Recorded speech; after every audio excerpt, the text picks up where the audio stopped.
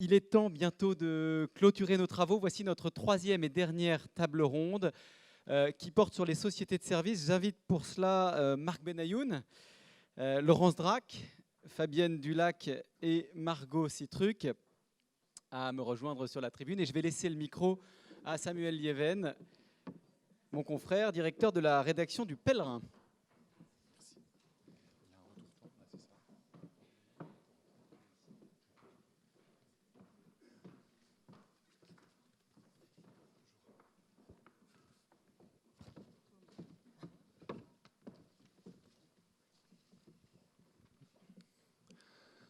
Voilà, on ne va pas tout répéter ce qu'on a entendu ce matin. Vous l'avez compris, les plus de 50 ans, c'est plus qu'un sous-ensemble de la société qui, en plus, qui s'apprête à croître énormément. On a vu que ces plus de 50 ans étaient surtout une population très hétéroclite. Ça vient encore d'être brillamment répété entre le jeune senior et la personne de 90 ans. Tragiquement regroupé sous le vocable un peu fourre-tout de senior, et on sent bien que quelque chose ne va pas, qu'il faut affiner nos approches entre ce qu'on a entendu aussi ce matin, ces vieux jeunes qui deviennent peu à peu jeunes vieux de Victor Hugo, ou ce regain d'intensité qu'on a entendu tout à l'heure avec Pascal Bruckner. Eh bien, on va essayer de cerner un petit peu plus près ces différentes phases de ces plus de 50 ans. Et donc, on va le faire avec vous quatre. Merci beaucoup d'être là. Tout d'abord, Marc Benayoun, eh bien, vous êtes directeur exécutif d'EDF en charge du pôle client, des services et de l'action régionale. Si je ne me trompe pas, ça représente à peu près 30 000 salariés, c'est ça? Fabienne Dulac, autre géant, cette fois donc dans la télécommunication. Vous êtes CEO d'Orange France, 90 000 salariés, c'est bien cela? Plusieurs millions, dizaines de millions de clients pour l'un et l'autre. J'ai également en face de moi Laurence Drac. Alors, Laurence Drac, vous êtes déléguée générale de la fondation Agir contre l'exclusion, la FAS, et présidente d'Impact, que vous avez fondée en 2012 sous l'égide du ministère de la Culture, et qui met notamment l'art au service des plus vulnérables. Et enfin, Margot Citruc, vous avez fondé l'année dernière, et c'est peut-être vous qui allez finalement sauver la mise de ce dont on vient de parler tout à l'heure, à savoir la vie affective et sexuelle. Vous avez fondé l'application Passion, qui est une app de rencontre destinée aux 50 ans et plus. Alors les rencontres amoureuses, mais pas que, vous nous expliquerez ça. Et il y a déjà 200 000 utilisateurs en France. Alors, ce qu'on pourrait peut-être essayer de faire, c'est d'abord de commencer par vous, Fabienne Dulac et Marc Benayoun. J'allais dire les géants de l'énergie et de la télécommunication. Si on essaie d'y voir un peu plus clair dans la notion de senior, comment au sein de grandes entreprises comme la vôtre, déjà ça se passe. J'imagine que vous êtes déjà évidemment concerné au premier chef concernant la gestion de vos propres salariés. La notion de senior, comment est-ce que vous l'approchez dans les entreprises qui ont cette taille? Alors, déjà, je voudrais quand même rappeler qu'on est senior effectivement dans une entreprise à partir de 45 ans, dans le domaine marketing à partir de 50 ans. 45 ans, la plupart des jeunes rentrent sur le marché du travail à 25 ans, donc au final, ça fait 20 ans après son entrée sur le marché du travail, donc c'est quand même un petit sujet. Donc voilà, je voudrais déjà quand même rappeler ce sujet-là. Comment on l'envisage? Alors, chez Orange, ça a été un sujet que nous avons pris de longue date et de façon importante. Pourquoi? Parce qu'au fait, Orange, c'est la rencontre de 3 entreprises, on l'a oublié, 2 entreprises privées, Orange Mobile, Wanadoo, moyenne d'âge extrêmement jeune, mais rencontre aussi avec l'opérateur historique, France Télécom, moyenne d'âge plus élevée. Donc au final, nous avons une évolution démographique qui nous amène depuis plusieurs années à avoir un poids des seniors relativement important dans nos effectifs. Et au final, beaucoup de départs en retraite, jusqu'à 5-6 000 par an, ce qui est énorme, avec une entreprise qui a beaucoup recruté. Donc, qui a été confrontée à 3 phénomènes. Un, d'abord, créer de l'intergénérationnel. Parce qu'entre le moment où vous avez 5 000 personnes qui partent à la retraite, une entreprise un peu âgée, et que vous intégrez tous les ans 2 000 à 2 500 jeunes, il faut créer cette rencontre entre ceux qui ont l'expertise, ceux qui connaissent le réseau sur le bout des doigts, qui n'ont pas besoin d'applications pour savoir où se trouve le cuivre qui vous délivre du réseau tous les jours, et puis les jeunes générations. Donc on a beaucoup travaillé sur ces phénomènes-là depuis maintenant 7 ou 8 ans, avec l'aide d'ailleurs de sociologues au démarrage, pour expliquer au final comment on allait permettre dans les boutiques, dans le métier d'intervention, dans le métier du réseau, de créer cet intergénérationnel qui était un socle fondamental de construction de l'entreprise et de performance de l'entreprise. Après, le deuxième sujet que nous avons eu, c'était d'accompagner ceux qui, et dans une logique de reconnaissance, ceux qui arrivent au final en fin de carrière et comment on aménage les fins de carrière. Et ensuite, comment on accompagne ceux qui veulent quitter l'entreprise. Donc voilà, ça c'est un point fondamental. On a développé pas mal de programmes. Un grand programme qu'on a appelé un accord temps partiel senior qui accompagne les anciens à partir 3 ans avant la date prévue, notamment lorsqu'ils ont travaillé dans des métiers plus pénibles ou qui sont âgés. Et on les accompagne, j'allais dire, à sortir de l'entreprise plus en douceur, parce que la rupture, elle est très forte. Et on les accompagne aussi avec des dispositifs type mécénat de compétences, qui sont fondamentaux pour nous. Orange a une spécificité, il y a 8000 bénévoles dans cette entreprise. C'est un ADN fort de l'entreprise, donc on a aussi travaillé là-dessus pour accompagner ces personnes qui quittent le monde du travail pour rentrer dans une vie, j'allais dire, seconde, mais en restant actifs dans le monde associatif. Et puis, j'allais dire, il y a un dernier volet, on reviendra peut-être dessus après, qui sont nos clients. Parce que les clients seniors, vous l'avez dit depuis ce matin, sont ultra actifs sur le digital et que nous avons aussi une réponse à leur apporter en tant que, j'allais dire, opérateur de services et de réseaux.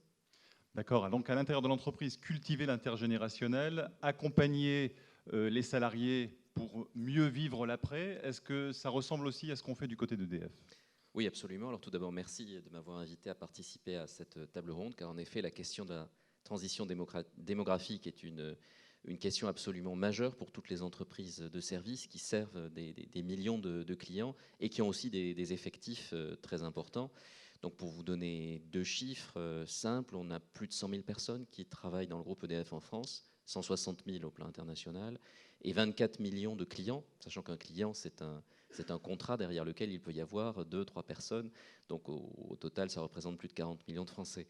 Alors sur les personnels, et nous avons fait beaucoup de choses qui ressemblent à ce qui a été évoqué par Fabienne chez Orange France pour notamment préparer le départ à la retraite, même si le mot a été pas mal critiqué ce matin, et d'ailleurs à juste titre. D'ailleurs, on en utilise chez nous, dans le monde EDF, parfois un qui est encore pire, c'est celui de l'inactivité, alors que c'est souvent une période d'activité différente qui s'engage.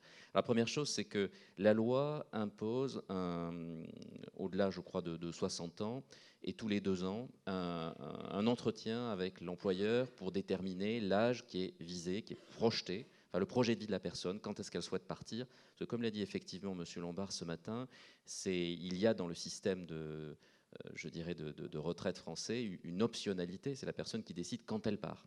Bon, chez EDF, nous avons décidé d'augmenter la fréquence de ces échanges et avec un double sujet. D'une part, donner un meilleur conseil à la personne, et on va parler de certains outils qu'on met à sa disposition, mais aussi nous, pouvoir mieux gérer notre équilibre charge-ressources. Donc tous les ans, il y a un entretien avec la personne, et ça ne commence pas à 50 ans, ça commence bien plus tard. D'autre part, sur la question du transfert des compétences et des dispositifs permettant de transférer la compétence entre générations, on a mis beaucoup de choses en place. Il y a plus de 6000 alternants chez EDF, et chaque alternant est mis au contact d'une personne très expérimentée, d'un expert qui pourra lui transférer sa compétence. Mais on a aussi mis en place, et on l'a évoqué tout à l'heure, des systèmes de reverse mentoring, notamment pour mieux utiliser les outils digitaux, parce que passé un certain âge, si effectivement on n'a pas commencé à utiliser WhatsApp à 25 ou 30 ans, quand on vous dit tiens, tu devrais utiliser WhatsApp ou mettre en place une application autour de cette communauté, c'est pas forcément intuitif.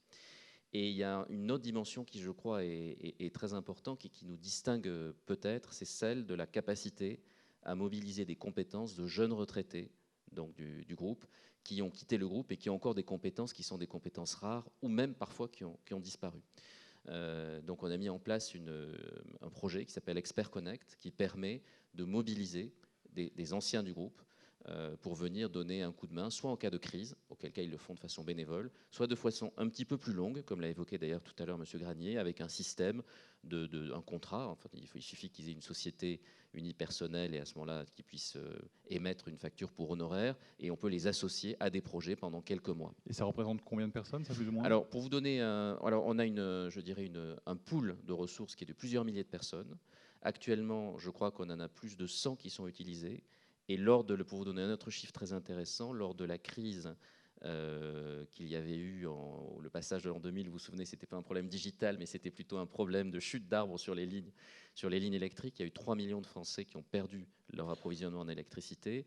La force d'intervention rapide d'Enedis, le distributeur, a eu jusqu'à 500 personnes qui étaient des anciens, qui sont venus donner un coup de main, parfois de quelques heures, parfois de quelques jours, pour recoupler au réseau rapidement les clients. Et d'ailleurs, cette forme de solidarité avait été extrêmement appréciée par les clients. D'accord.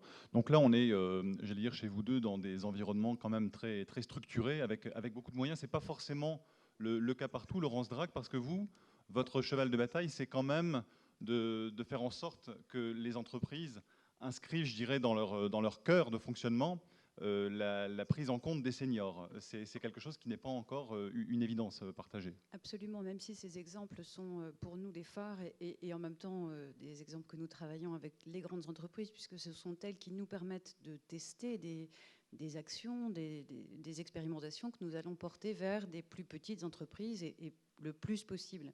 C'est vrai que notre rôle de fondation, lutter contre la pauvreté, les discriminations et l'exclusion, se trouve très confronté aujourd'hui à la question des seniors, puisqu'on devient senior à partir de 45 ans, la plupart de nos bénéficiaires ont plus de 45 ans et sont évidemment plus sensibles à la pauvreté, plus sensibles au décrochage. Et au fond, ce que l'entreprise peut faire, et même si elle n'est pas responsable de toutes les causes qui sont celles de la pauvreté et de l'exclusion en France, elle a une part à jouer, cette entreprise. Et les très beaux exemples qu'on a avec Orange et EDF, qu'on essaie de porter nous aussi ailleurs, c'est au fond de tester par des projets très simples, du temps donné pour le mécénat de compétences, une préparation par exemple pour les entretiens 50, ou toutes les projets qu'on a pu avoir autour de Via l'emploi, qui est un accompagnement beaucoup plus fort des RH pour les préparer à accompagner les seniors dans toute cette transition,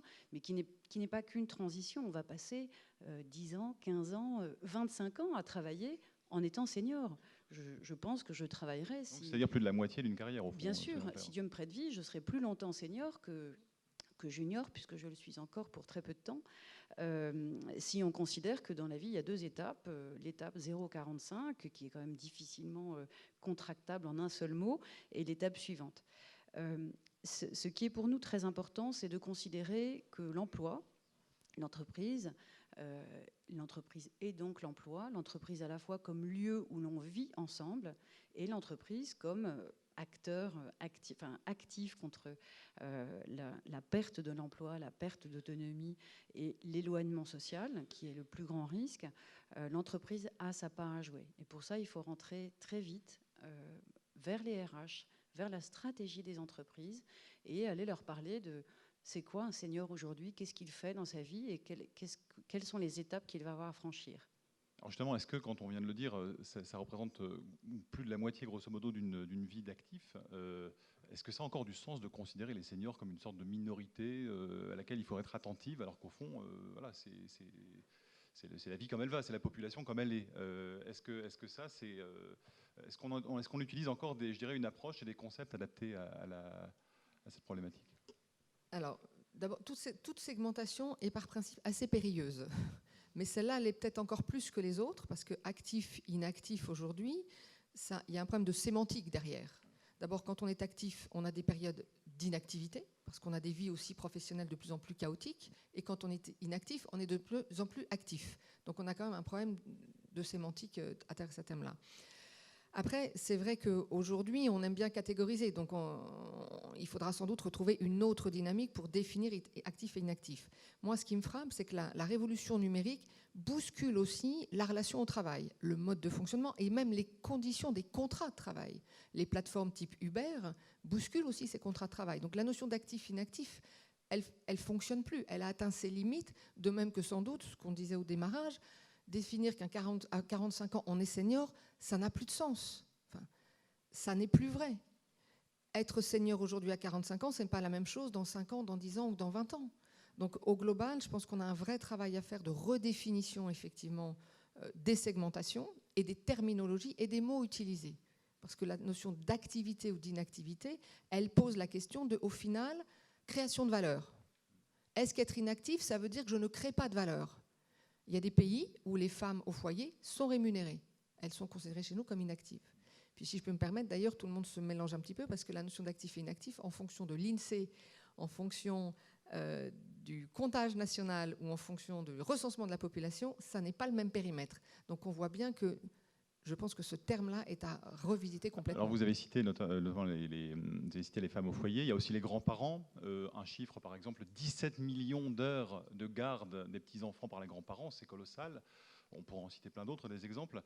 Est-ce qu'on peut, au fond, quantifier, monétiser cet apport qui ne passe pas par le contrat en entreprise, qui ne passe pas par l'activité au sens classique du terme?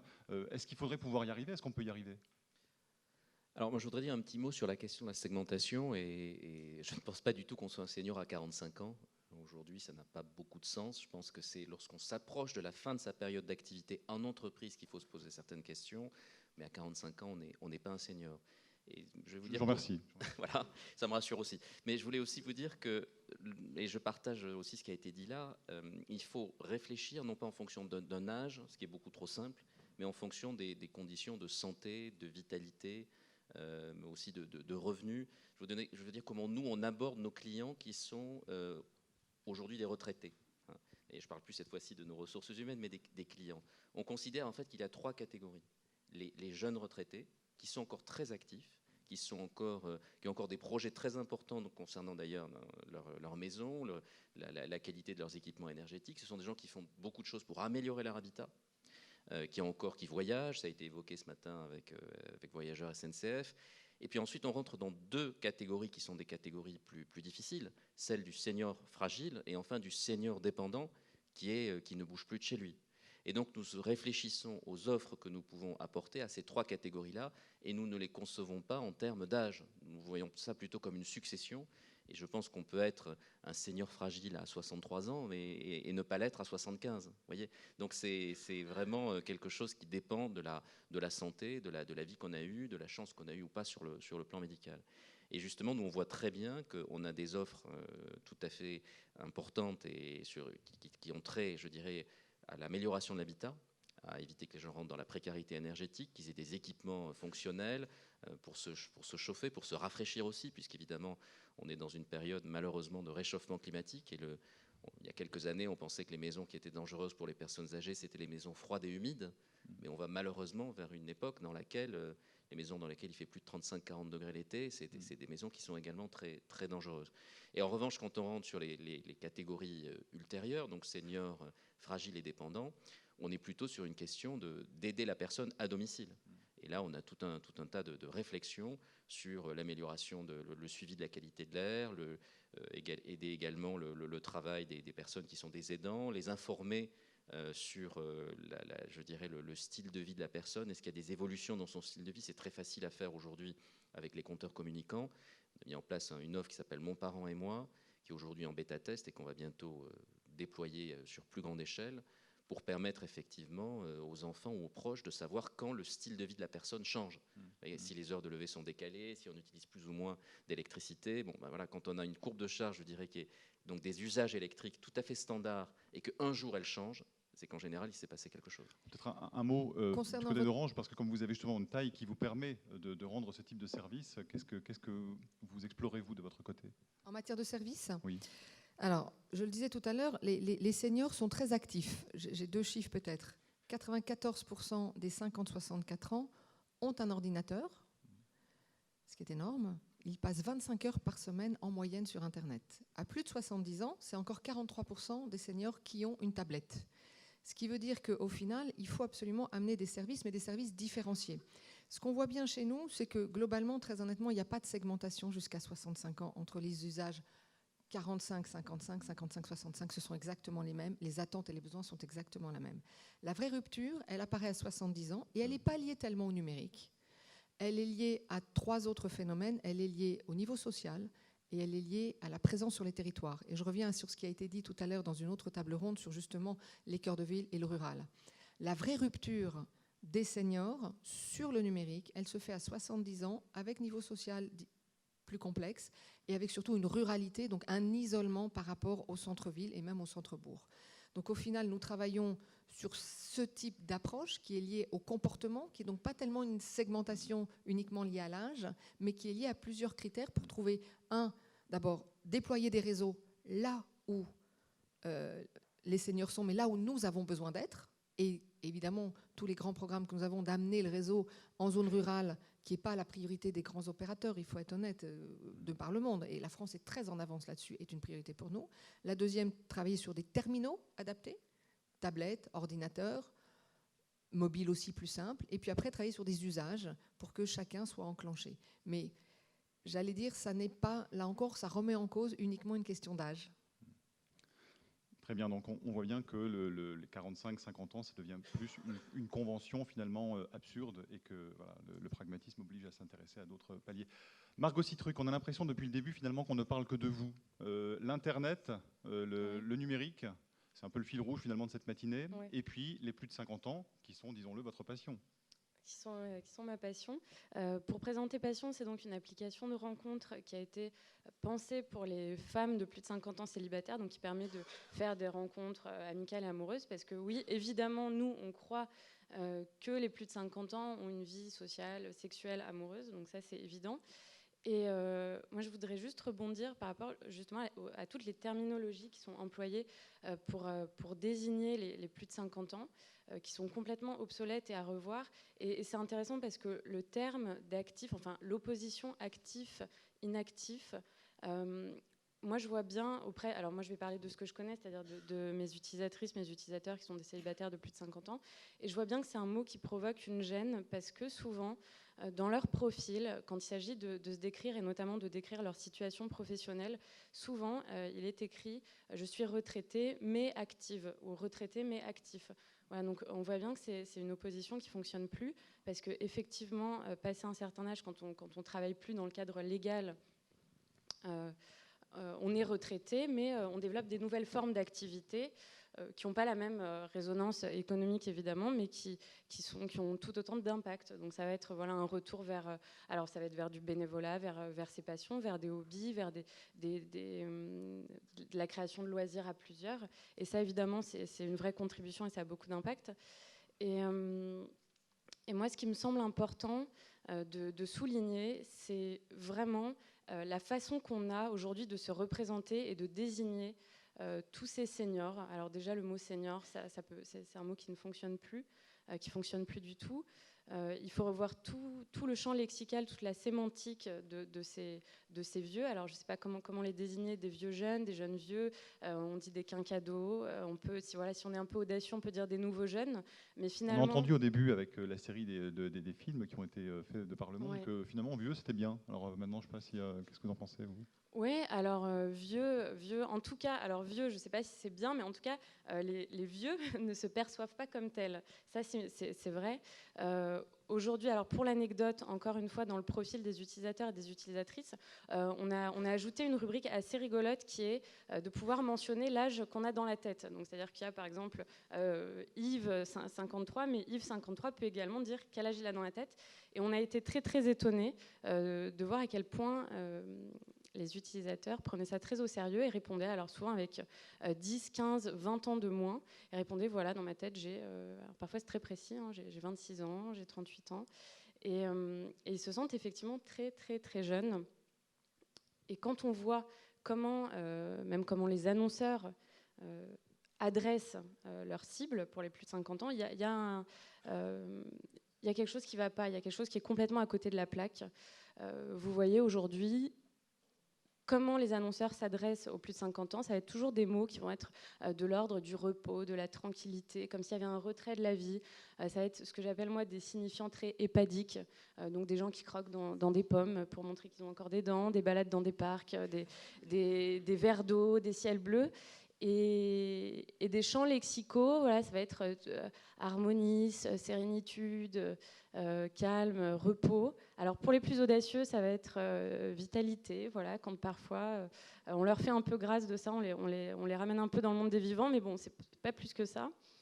Et alors que ce que je réalise, c'est qu'aujourd'hui, les plus de 50 ans, il faut faut leur parler d'intensité, il faut leur parler de première fois. Je ne sais plus qui disait ça au début de ce matin. Il faut leur parler de première fois parce que c'est aussi une nouvelle époque de la vie où il y a encore des premières fois. Il faut leur parler de découverte, d'expérience, de créativité, de renouveau. Voilà, donc il y a vraiment quelque chose à réinventer. D'ailleurs, je vous conseille de faire l'expérience. Si vous tapez senior au singulier ou au pluriel dans Google, vous allez tomber sur des images qui représentent davantage des 70, 80, 90 que des 45, 50, 55, 60. Donc là encore, il faut arrêter de créer des antagonismes aussi manichéens, aussi radicaux. Il faut essayer de trouver un peu plus de subtilité et plus de continuité, en fait, parce qu'on ne peut plus opposer comme ça. Alors, votre application, si elle a 200 000 utilisateurs déjà, en si peu de temps, c'est grosso modo 1 an. Oui. C'est quand même parce que la rencontre qui est au cœur de cette application, pas seulement la rencontre amoureuse, elle est quand même le moteur, au fond, et on l'a plusieurs fois entendu ce matin. Oui, bien sûr. Y a cet imaginaire un peu que passé un certain âge, on n'a plus autant besoin de liens sociaux, de rencontres, d'aller vers l'autre. C'est tout le contraire. Non seulement on en a tout autant besoin, voire peut-être plus, parce que les opportunités au quotidien, quand on a plus de 50 ans et qu'on est célibataire, elles sont forcément pas les mêmes que quand on a 20 ans ou 30 ans, qu'on a la fac, les potes, les boîtes, Tinder, etc. Et il y a une vraie... Moi, j'ai été très, très étonnée de voir l'élan vital, l'élan de vie qu'il y avait chez les plus de 50 ans célibataires qui se disent « Ok, je suis dans une nouvelle phase de ma vie où je vais me réinventer, je vais me recréer des cercles de sociabilité, je vais réapprendre, je vais me tourner, je vais faire des nouvelles expériences dans tous les sens du terme. » Alors, EDF, Orange, ça n'a pas forcément la légèreté d'une application, mais qu'est-ce que vous pouvez faire, vous, au-delà des dispositifs déjà en place, on en a parlé tout à l'heure, pour susciter justement cette rencontre, c'est-à-dire au fond ce mélange harmonieux des générations et essayer d'abattre ce mur de Berlin des paliers qui stressent tant de monde aujourd'hui? Alors, d'abord, au sein de l'entreprise, on l'organise autour de la transmission du savoir, qui est clé. Dans l'intergénérationnel, peut-être le point de ralliement le plus important pour les équipes et les salariés, c'est la transmission du savoir, la transmission des expertises, et des expertises différentes. Effectivement, sur les plus anciens, c'est un savoir, et de l'autre côté, c'est des connaissances digitales qui nous ont permis au final de repenser complètement un certain nombre de métiers. Déploiement des réseaux, intervention, mais aussi relations clients et relations commerciales. Donc voilà, il y a déjà ça en interne. Et ensuite, en externe, effectivement, on le disait quand même beaucoup ce matin, la révolution digitale, elle peut être le socle de reconstruire un lien, dès lors que l'humain reste au cœur, effectivement, d'une révolution digitale. Et c'est vraiment ce que nous prenons, et c'est ce sur quoi, j'allais dire, nous travaillons tous collectivement. Moi, je trouve très important, vous avez posé une question tout à l'heure auquel on n'a pas répondu, qui est, est-ce qu'au final, il faut mesurer cette contribution ? La question, elle est intéressante. Mais la question, c'est au final, les seniors qui quittent les entreprises contribuent à créer du lien social. D'accord ? Faut-il mesurer le lien social ? C'est bien la question. Moi, je pense qu'à terme individuel, on l'a bien compris ce matin dans l'étude, contribuer à quelque chose est signe de vitalité, donc individuellement me rassure. Et ça, je trouve ça très positif. Par contre, est-ce que collectivement, on doit rentrer dans ce biais qui est qu'on veut tout mesurer ? Je suis à la tête d'une entreprise pour laquelle la performance économique est clé. Et néanmoins, j'estime qu'il y a des moments, dans la société qu'on construit, la notion de lien social, est-ce qu'il faut le mesurer en permanence ? Est-ce que ce n'est pas juste un socle du bien vivre ensemble qu'il faut qu'on travaille avec, j'allais dire, un bien collectif à construire, sur lequel on n'est pas tout le temps en train d'essayer de mesurer de façon précise pour se dire que les choses se passent bien. Quand on voit une crise comme les Gilets jaunes, c'est clair qu'il y a une rupture de lien social. Donc, et on pouvait la voir arriver, on la connaît. Donc, mesurer, c'est bien. Mais je reviens à la notion de le bien vivre ensemble, c'est aussi avoir une base qui n'est pas uniquement quantifiée tout le temps. Donc l'autre nom de ce vieillissement dont on annonce l'arrivée imminente, ce serait plutôt une vague intense d'humanisation de la société. Alors, en effet, je pense que oui, on peut tout à fait le voir comme ça. J'ai évoqué tout ce qui a été mis en œuvre et je pense qu'on est plutôt à l'avant-garde en matière de gestion de cette problématique dans nos propres ressources humaines. Je ne pense pas que ce soit un sujet qui soit douloureux aujourd'hui chez EDF, la problématique du vieillissement à l'intérieur de l'entreprise. Il y a évidemment des cas qui sont plus difficiles que d'autres, mais en moyenne, ça se passe très bien. Je pense qu'en revanche, ce qui a été évoqué, c'est les personnes qui vieillissent, ces seniors dépendants, qui veulent rester chez eux, qui ne veulent pas aller en EHPAD, pour des raisons qu'on ne va pas développer ici, mais parce qu'effectivement, ce n'est pas la vision qu'ils ont d'eux-mêmes. Je crois qu'il faut utiliser toutes les ressources de la technologie et de l'innovation. Et ça a été beaucoup évoqué ce matin, et je trouve avec des exemples très intéressants, très signifiants. Et je pense que il ne faut pas raisonner en termes de PIB ou de chiffre d'affaires. Je pense qu'il faut se dire qu'il y a des modèles d'activité nouveaux qui sont très économiques pour développer certaines propositions. Et ce n'est pas très difficile d'avoir des recettes qui permettent d'en couvrir les coûts. Et ça, je pense que c'est probablement la bonne façon d'aborder le problème. C'est comment faire en sorte que les seniors fragiles et les seniors dépendants, comment des grandes entreprises comme les nôtres, ou des entreprises émergentes avec des modèles d'activité qui correspondent à un besoin bien identifié, faire en sorte qu'il y ait une innovation qui permette de couvrir ces besoins et de le faire avec, je dirais, en apportant une humanité. Et ce n'est pas moins humain, c'est une nouvelle façon d'apporter de l'humanité. Laurence Drac, c'est un dirigeant d'entreprise qui le dit. Ça vous rassure, ça ? Oui, beaucoup, ça me rassure beaucoup, et en même temps, je ne suis pas profondément inquiète parce qu'il se passe beaucoup de choses. Et la bienveillance dont on parle beaucoup en ce moment existe, elle est réelle, et elle ne se mesure pas, puisque tout ça est affaire de relations, d'être ensemble. Mais on peut quand même voir des progrès dans beaucoup d'endroits, dans beaucoup d'espaces de vie et dans beaucoup d'entreprises. Pour revenir à la notion de la dénomination et à la fois de l'opposition actif-inactif, en effet, on pourrait mesurer un indice de participation, un indice d'engagement, un indice d'une certaine productivité aussi qu'ont les personnes qui sont retraitées, qui sont dans des associations, qui s'engagent politiquement, mais exactement comme les jeunes. Les jeunes sont aussi agiles que les personnes âgées. Ils sont dans un parti politique, dans leur mairie, dans leurs associations locales, etc. Et tout ça pourrait être mesuré de manière à montrer favorablement le bel engagement. Évidemment, ça ne prendra jamais en compte ce que je fais pour mes voisins, ce que je fais pour garder mes petits-enfants, les enfants de la voisine, etc. Et tout ce lien social qui est absolument indispensable et qui est quand même le terreau sur lequel on vit. Pour revenir enfin sur la question des seniors et de la dénomination senior, c'est évidemment, on n'en a pas du tout envie de cette dénomination unique qui contracte cette longue période à un petit morceau de mots qui ne veut pas dire grand-chose. Et pourtant, pour nous, Fondation, qui cherchons à traquer la discrimination, c'est quand même un moyen de protéger les personnes. La désigner, c'est nous permettre de la protéger.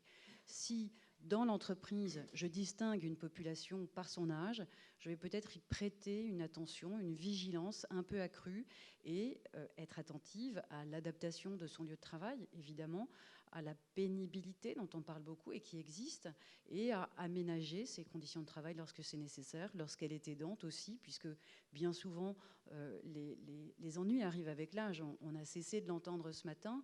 La problématique senior n'est pas qu'une problématique de soi, c'est aussi une problématique de son environnement, de sa famille. Donc une fois qu'on aura cessé d'appeler senior, mais qu'on aura bien fait attention à être vigilant aux particularités, on cessera aussi de risquer l'agisme, dont on n'a pas tellement parlé ce matin, qui est terrible. C'est un mot épouvantable et pourtant il existe. Il y a des philosophes qui travaillent, des intellectuels qui commencent à réfléchir à cette discrimination spécifique des gens les plus âgés. Ceci est un vrai risque qu'on ne risque pas de courir dans vos maisons qui sont très prêtes, très en avance, mais il faut qu'on se mette au niveau partout. Très bien, donc on le voit, rester vigilant tout en essayant quand même de relativiser ces barrières que l'on a érigées au fil des décennies. Donc finalement, s'il y a un mot de conclusion, ce serait quand même peut-être de retrouver, parce qu'il ne s'agit pas non plus d'idéaliser le passé, un certain sens de la proximité, et qu'au fond, au-delà de tous vos, de tous vos cœurs de business, c'est au fond cette notion-là sur laquelle on retombe immanquablement. Oui, effectivement, je crois que vous avez raison, la notion de proximité est fondamentale, et je crois aussi celle de confiance. Je pense que les relations sont difficiles que ce soit d'ailleurs dans une famille, entre une entreprise et des clients, au sein d'un marché, lorsque la confiance se délite. Et je pense qu'aujourd'hui, en particulier, nous sommes très très fiers d'être reconnus au sein de notre marché, qui est l'énergie, comme le fournisseur de confiance. Et on pense que ça nous permet d'apporter beaucoup de choses et d'être légitime pour faire des choses nouvelles vis-à-vis des différentes catégories de clients. D'ailleurs, qu'il s'agisse des personnes, des seniors, qu'il s'agisse d'autres catégories de personnes, parce qu'effectivement, la question de la transition, cette fois-ci énergétique, est une question majeure pour notre société. Je pense qu'effectivement, cette question de l'humanité, de la confiance et du fait qu'on doit considérer l'ensemble des publics auxquels on est confronté, c'est une question majeure à laquelle on doit tous travailler en permanence. Fabienne Dulac, ce serait ce mot-là, un autre que vous Alors, retenez ? si je vais prendre le terme proximité, mais je vais le prendre dans une autre acceptation, parce qu'on a beaucoup parlé de la proximité, effectivement, lien social. Là, ce qu'à Margot a pointé du doigt, c'est qu'il faudrait qu'on ait quand même une vraie proximité avec la société dans laquelle on vit. Avoir des termes d'actifs, inactifs, avoir des termes de seniors à 45 ans, je suis désolée, on n'est pas du tout en proximité avec la société dans laquelle on vit. Voilà, la proximité, c'est aussi être inscrit dans la société, dans le monde qui est en train de bouger, dans la révolution numérique qui est en train de disrupter la plupart des modes de management des entreprises, des relations à l'autre, et c'est s'adapter. Et c'est donc revisiter la notion de senior, revisiter la terminologie d'actif-inactif. Et c'est comme ça qu'on arrivera à créer de la vraie proximité. Et là, moi, j'ai surtout le sentiment depuis ce matin d'entendre un décalage profond, non pas sur la longévité et le sujet qui est à prendre, mais sur la façon dont, au final, on le prend collectivement de par le fait que les règles qui ont été définies dans le passé ne sont plus adaptées, en tout cas pour un certain nombre de sujets, pas tous, mais plutôt ceux qu'on est en train d'étudier là en ce moment sur cette table ronde, à la notion de longévité, de vieillissement de la population. Donc j'ai dit oui, proximité, mais proximité avec le monde dans lequel on vit. Donc qu'est-ce qu'on révise et qu'est-ce qu'on revoit ? Comme nous avons revisité notre politique interne, qu'est-ce qu'on revisite plus globalement pour que cette société vive mieux ? Pour nous, évidemment, il est question de bienveillance, je l'ai dit et je conclurai ainsi, qui n'est pas du tout incompatible, et on le sait maintenant, avec l'efficacité, avec la rentabilité aussi pour les entreprises. Et c'est quand même formidable de pouvoir se dire qu'une entreprise bienveillante qui accompagne les parcours de vie de ses salariés, dans lesquels il fait bon vivre, sont efficaces, rentables, et où finalement la productivité est bonne. C'est formidable de pouvoir se le dire. La seule question que nous devons nous poser finalement dans ce long parcours de vie professionnelle et de vie, on va dire, extra-professionnelle pour ceux qui s'engagent dans toute autre vie après l'entreprise, c'est l'irruption de la vulnérabilité. À quel moment celle-ci arrive ? Quand est-ce que je suis plus vulnérable, plus fatigable ? Et au fond, c'est la question de la personne qui est centrale.